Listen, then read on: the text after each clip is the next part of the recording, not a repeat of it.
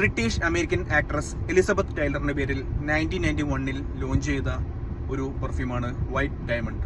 ഏകദേശം 34 വർഷത്തോളമായി ഈ പെർഫ്യൂം മാർക്കറ്റിൽ വന്നിട്ട് ഈ ദിവസങ്ങളിൽ ഞങ്ങൾ ഫ്രണ്ട്സ് ഇങ്ങനെ ഈ പെർഫ്യൂമിനെ കുറിച്ചൊക്കെ ഇങ്ങനെ സംസാരിച്ചുകൊണ്ടിരുന്ന സമയത്ത് അതിലൊരു കൂട്ടുകാരൻ, പ്രത്യേകിച്ച് ഒരു കാര്യത്തിലും പുള്ളിക്ക് താല്പര്യമില്ലാത്ത ആളാണ്. അപ്പം മൂപ്പര് പറഞ്ഞതാണ് മൂപ്പരുടെ വൈഫിന് ഏറ്റവും ഇഷ്ടപ്പെട്ട പെർഫ്യൂമും സ്ഥിരമായിട്ട് യൂസ് ചെയ്യുന്ന പെർഫ്യൂമും എന്ന് പറഞ്ഞിട്ട് ഒരു പെർഫ്യൂം സജസ്റ്റ് ചെയ്തു.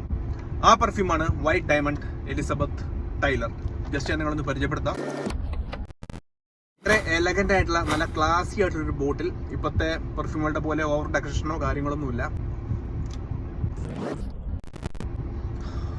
പെർഫ്യൂമിന്റെ സ്മെല്ല് എന്നെ കുറച്ച് പഴയ കാലത്തേക്ക് കൂട്ടിക്കൊണ്ടുപോയി.